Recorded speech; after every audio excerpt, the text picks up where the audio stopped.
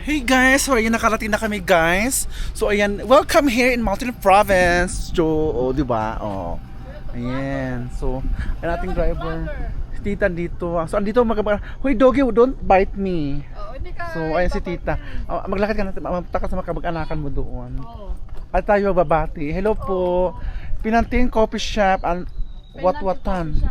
What? Hello kuya. First class cabbage for sale. For 10 pesos? 10 pesos, 1 kilo. Hala ka.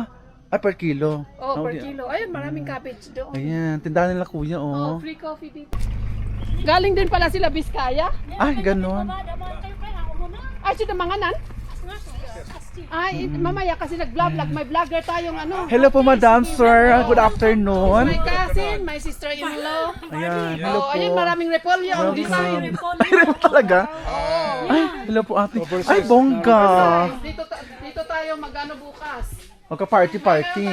So look guys, ang kanilang decor. Oh, Pakirate kung paano ko ayan. ginawa ang stage natin. Ang ganda ha. Oh, repolyo po guys, oh. Repolyo ang design. Oh, diba? Libre ang kalalili dito, kumuha ka. Ay, talaga? Oh, Hindi, dahil dyan. hindi pa tapos kasi may tayo na ilalagay. Radish. Radish po. Oh, radish guys. Ay, bongga. Para-paraan din si ate, oh. Ano to si Buy? Ay, tanglad. Diyan may Gigi. Ay, hindi. Anong Tapos tawag isang dyan? poste may Ang galing. lemon. Napaka-creative naman ate. Gulay. So, gulay festival ito. Hindi flower festival. Oh, guys, oh, lemon. Citrus. Diba? Ang ginawang diko ng lola mo. Oh, siyang sino yung floor designer natin dito si ate. Yeah. Flower designer kasi garo ate. Knowledgeable ka dahil. Oh. Yes po. Na.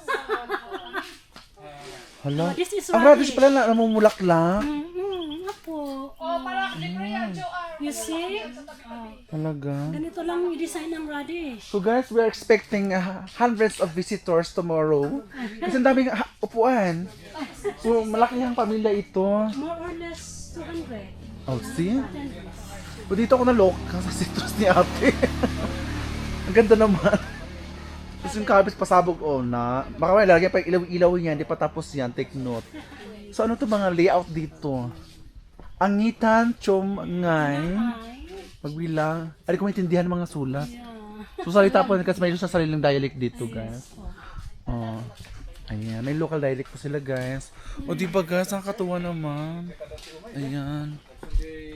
May ma-party si auntie.